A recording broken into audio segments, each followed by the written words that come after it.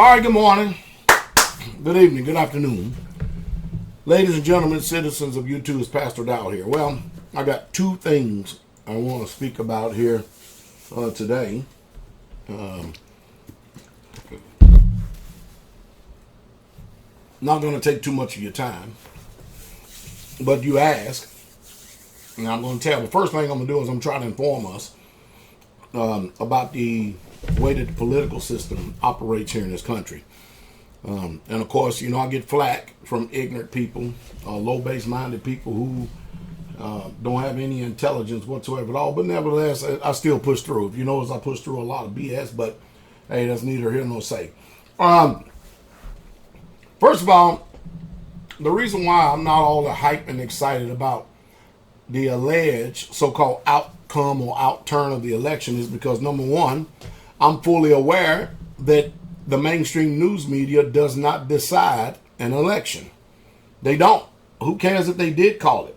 What's amazing to me is how that the mainstream news media, along with other politicians, they play on the heartstrings of the court of public opinion, or let's just say public sentiment.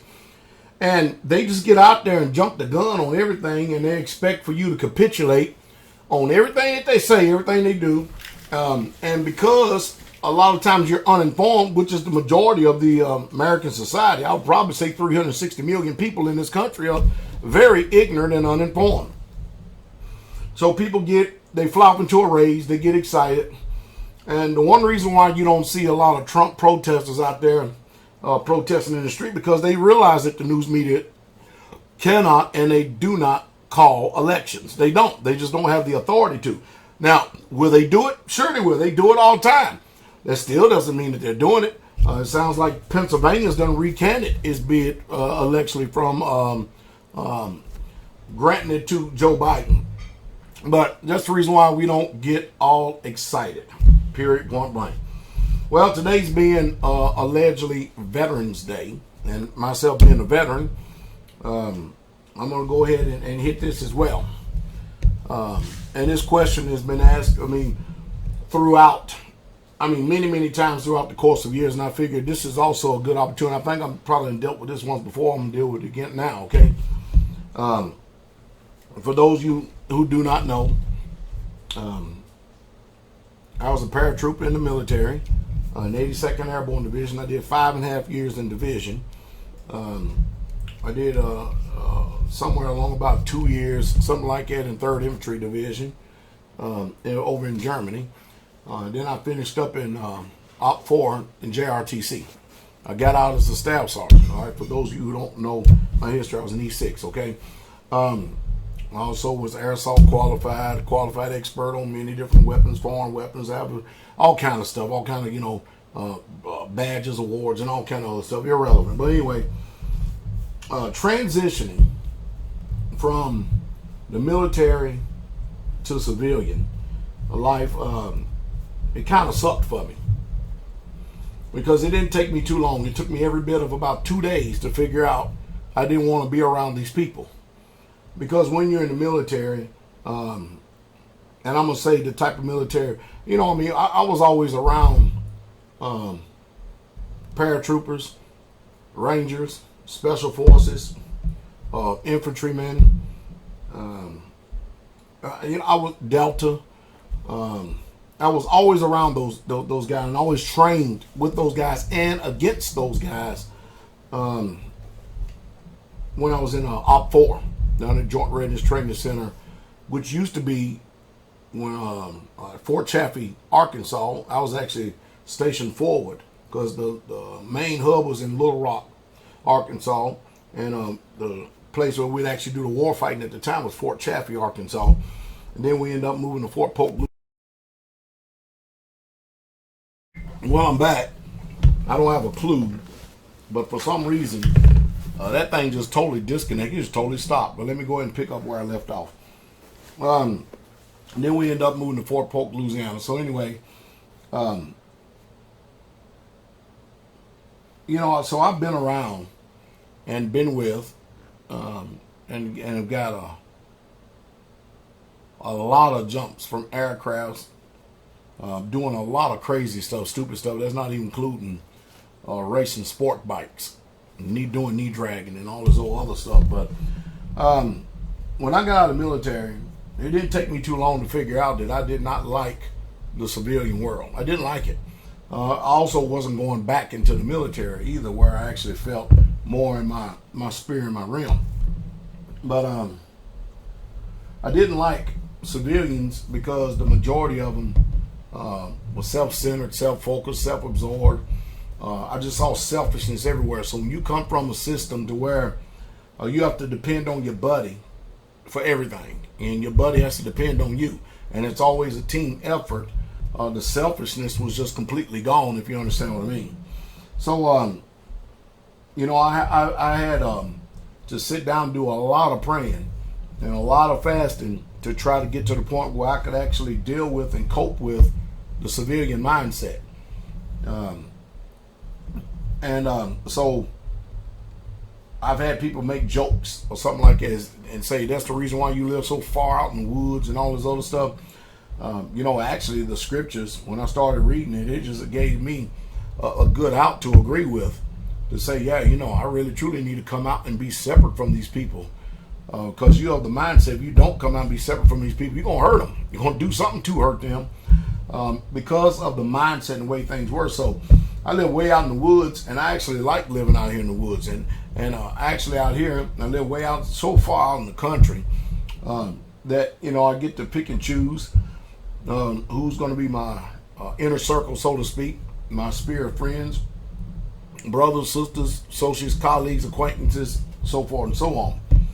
Well, and then the Most High thrust me into the pastorship, and so therefore I really couldn't really deal with social anxiety much. But I will tell you this, is that if anybody ever goes out with myself and Mother Carol, sometimes people marvel, because even though while we may be carrying on a conversation, they can tell that while we're somewhat disconnected, but we're not really disconnected as we are connected. We're just aware of our surroundings and our environment because, I've always taught my family, I teach the community and the people in the ministry, that anytime you leave outside the corridors of your home, you go off into the general public, you are entering into hostile environment.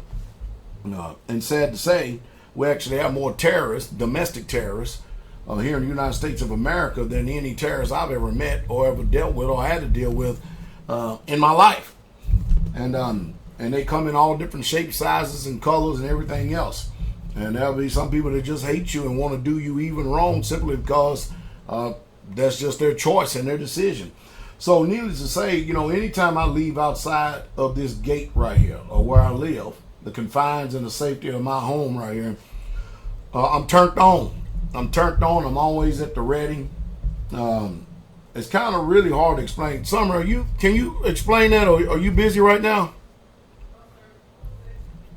I'm always aware of my surroundings. I teach all the saints to be aware of their surroundings. It may seem like I'm uncomfortable. I'm not uncomfortable. It's just that I don't trust people. I don't trust the general public because I know that we don't get to pick the day, the time, or the hour when evil comes our way. When we go out into the public and stuff, it might be myself or Mother, what do you discern and what do you see actually coming from the other side of the world, and you see the way that our behavior is and how we interact with people and how we're mission oriented and to accomplish the task and to get back home. What do you say about what do you see? What do you discern? You train Mother as well to just make sure you aren't just out there floating around, like you really pay attention and are aware of your surroundings, so that way you're not going to be off guard if someone approaches y'all with some type of danger. Right. Well, thank you very much. And that's because we do this all the way down. We're traveling. The training goes as far as how you park at a gas pump, when you go into a building, know what you're going into, how you're going to, and make sure you're aware of what? Who's around you, who's down your aisle, where all the exits are. And all this is going on just by us just walking in. And so if there is a case that something goes down or something, we're able to quickly get back to our vehicle if we're not too far from it. But we've already done an assessment. This is where I teach the people in the ministry, this is where I teach my family. And that we're always able to defend ourselves, because we're never on the offense, we're always on the defense. And so, I don't like going to movies. I don't like going out in the general public and being around a bunch of people. I just don't, because I never know if there's some type of Pratt maniac. Bless you, you don't have to stay here. I don't never know if there's some type of Pratt maniac out there that has a make my day moment and wants to include you in one of their historical rendezvous or whatever. That ain't me. I remember a couple of years ago when I actually, mind you, I make myself available because I see a need. And I realize that a lot of people, when they leave their homesteads, they don't go out with a sober mind. And I'm not talking about drinking, I'm talking about being aware. They don't go out and have a heightened sense of awareness. They're not aware of their surroundings. This stuff just comes natural to me. It's just nature. It's just part of nature. And I'm very security oriented. And so, when we, my family is precious. The saints is precious. People I love, they're precious. But I remember a few years ago when Dale and Ruth went into that church and just started, because it's a soft target. I talk about soft targets: schools, churches, mosques, convenience stores, shopping centers, shopping malls. Because a lot of these places forbid you to even carry a firearm, man. But they're just soft targets for anyone who wants to go down in a blaze of glory, or they're depressed, or they're sick and tired of the world and sick and tired of them, and they just don't see no way out, and who knows. But I tell you what, it's crazy, even to the point that even if I'm I know it sounds crazy, but I'm telling you, even to the point that if I'm ever out on the coastline or something like that, and there's a whole bunch of people around or something like that, and the few times I am around, I try to get away a little bit from people and stuff, and I try to always, it's crazy. It's like you're turned on and you're never really turned off, if you understand what I mean. You're really always turned on. Even when you try to relax and you are relaxing, you're still always somewhat turned on, because you just simply don't trust people, because you're not going to go out there and do any wrong or harm to anyone else. But you can't depend on the public to say the same to you. You can't. But I made it available to actually go around and start doing some church training when that took place. When that guy went and shot 9 parishioners at that church in South Carolina, and then the police took him to Burger King or something, McDonald's or something like that, and bought him a hamburger before they took him to jail. And then next thing you know, there come a slew of churches, people going in just shooting up people and stuff. Now that's not. Now I was going to say it's not going to happen a straight way. Our security is pretty damn tight. It really truly is. And if somebody was even blinking the wrong way like that, I don't even feel sorry for them. I just put it like this: the threat will be eliminated probably in record time. That's how we roll, and that's how we deal, because just don't trust them. So, it's kind of crazy, because even when I'm going on trips or something like that, I don't even let my wife pretty much drive. I do all the driving. Even if I got to drive 17 hours, I pretty much do all the driving, because I'm in control. I know what I'm doing. I have to be aware. Because many times they're not as turned on, because they're conversating, or they're dealing with children, or dealing with grandchildren, or whatever it may be. But it's my job as a man to provide security for my family, my friends, my brothers, my sisters. It's just my responsibility. It was nice in the military when you had, when you was around your team, when you was around your squad. Because, you had people there that had your back. And even if you went out outside the gate to go out into the civilian realm, I hate to say it many times, we quite often got in a bunch of scuffles and fights and stuff. And seemed like college football players always wanted to fight us for some reason. I didn't understand that. They always wanted to fight us for some reason. And And I'm gonna put it like this: they got the extreme short end of the stick. But anyway, nevertheless, I just don't like being around a bunch of people. Now I'm a pastor, and that, look at the irony of that. I have to be around a bunch of people, and people have to be around me. But it's in a different environment. Even to this day, when I go out to meetings, I mean, just in the last year, I've been to Gatlinburg, Tennessee. I was invited there to preach at a conference.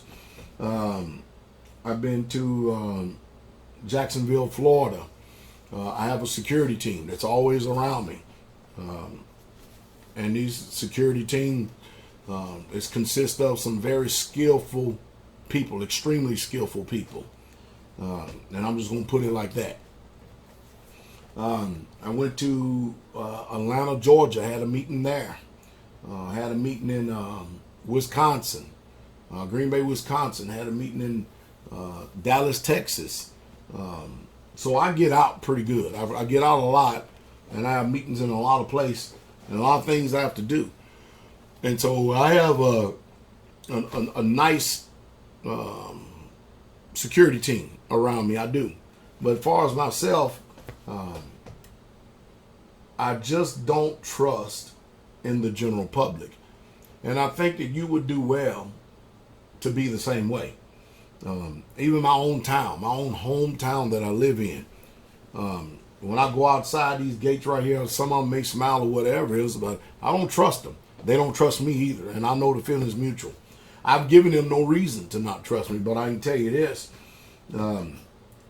I realize my enemy. I know who my enemy is. I know who they are. I know what they look like. I know the smiles on their face. I can discern them when I'm out in the general public. I don't miss too much of anything. But it plays in your favor to always be aware of your surroundings no matter where you go in this world, because, again, as you hear me say it over and over and over again on this channel, you don't get to pick the day, the time, or the hour when evil comes your way. And, you know, I'm in my mid-50s. Are you following me? And I believe in staying in extreme. I'm going to just say extremes. I'll just say I believe in staying in shape. I believe in staying in shape because the dishonor and the disrespect that I see coming from the younger generation nowadays is, and that's a curse upon the minds of the people, but it's appalling. It's amazing. It just doesn't register to me. But I'm not going to be one of these older men or one of these what they call senior citizens. I'm probably going to get there, be the Father's will, but I'm not going to be one of these elderly people that's going to be a victim of someone else's fun. They got a game out there I seen the other day where a bunch of teenagers were just walking down the street, just knocking out old people and just laughing about it. Just laugh about it. You know, it's kind of funny too, because I remember a couple of years ago I was downtown Nashville and I definitely didn't want to be there. And of course, when I have Mother Carol walking with me, and I'll share this with you and stuff. Usually I have her walking on the inside of me, and we're close to a building, and she usually is kind of like either a step or step and a half behind me. She doesn't walk beside me. She's kind of like a step and a half where I can reach over with my arm and grab her. But we're walking and stuff, and of course I'm looking at these teenagers, pretty big boys too. And I've seen one looking at me, and I kind of like just looked away, but I still had my eyes on him with my peripheral vision. And I looked back, and I noticed that he was still looking at me, and his countenance changed. So at that time, I turned around, and I looked right back at him, and I kept my eyes fixed on him and until we actually got past him. Even when we got past them, all right, I had already positioned my hand to put my hands in a position to where I could easily access my firearm. And then even at that, I stopped. And of course, Mother Carol knows when I stick my hand out like this, that means stop. And when I stop and I just sit there and I look like I'm looking at some building, but I'm actually paying attention to these people walking by. So, you know, there's all types of, I guess you can say, social anxieties that veterans deal with all the time. But you have to understand that when you've been places and you've done things and stuff, there is just a certain character, a certain nature about you that you just simply cannot change from that point on. You just have to learn how to cope and have to learn how to deal with it. You really, truly do. Because after all, I mean, this world doesn't even understand that many of them are able to enjoy a lot of the civil liberties and the freedoms that they have simply because somebody in a uniform, somebody in the special skills was willing to go out there and put their ass on the line just to help keep this country afloat, just so that you can live your American dream in life. But I've always been amazed at the unthankfulness and the ungratefulness. Now, I know that the powers that be have been, making it a priority to show the veterans honor and show the military honor. Almost everywhere I go, I can get a veterans discount. Almost every single where I go, I can get a veterans discount, 5%, 10% off almost every single place I go. Thank you for your service to our country. Blah, blah, blase, blase, blase. I had a guy the other day just saw the way I was walking. And mind you, I've been disconnected from the service ever since 94. And he saw the way I was walking. And he looked at me and said, "Thank you for your service to our country." I said, "Hey, well, you're welcome." I said, "You too." And that's because there's a certain walk. You know what I mean? But I don't mean to digress on that. But what I'm getting to is basically in a nutshell, I don't think I will ever get to the point to where I can actually trust the general public. And that's the reason why I'm very apprehensive about biting off on and receiving anything that the mainstream news media says. As a matter of fact, One News or OAN, One America News, that's become my main news source, especially since Fox News has jumped ship and went over to the mainstream news media, and is actually part of the problem, and that's a fact. And then there's another one that I shared on my Patreon channel, and if you choose to, you can hear a lot of this stuff that I'm spewing out that I like to call wisdom, knowledge, and understanding. Most people call it rhetoric or whatever. I don't care what they call it. It's always voted well and worked for me. And I know it probably worked for you, but hey, you can actually go over to my Patreon channel and hear a whole lot more of this and be a whole lot more informed, because, it seems like every time I turn around, man, I'm getting censored, or my video gets stopped, or I'm getting blocked or banned, or I don't care what platform it is. Just the other day, I was in Facebook jail. I was like, what in the world did I do? Mind you, I'm just talking. Didn't know that words were so powerful in this world like this. I hear people say a hell of a lot more stuff disparaging than I do, but man, I get the hammer dropped on me like a 2-ton heavy stick. Neither here nor say. But I'm trying my best to set myself up right now to where everything runs through my website, straightway.com. And of course, this right here should have been down a long time ago. Don't even know why I'm still up. This is actually my radio broadcast. Boy, I hope that's, man, I hope that thing ain't gonna stick there. I don't know why Teacher Shane does that. It makes no sense. But I don't want to put that. I'm just going to put it where we sit here, because it looks like it's going to rip the other sign off. There's a sign behind here that actually has the 615-688-3025. And I'll get this down, but that's my radio broadcast every Friday night, 7 p.m. Central Standard Time on blogtalkradio.com/straightway. If you choose to be there, that's fine. But anyway, I thought I'd come on here and give you a little bit of knowledge about the election and give you a little bit about, I guess, what you call why veterans, pretty much a lot of them like being alone and don't like being out there in the mainstream with people. Of course, I've always been like that. I guess it's one reason why I live out in the country, so I can live a quiet and peaceful life and nobody bother me and I ain't bothering them.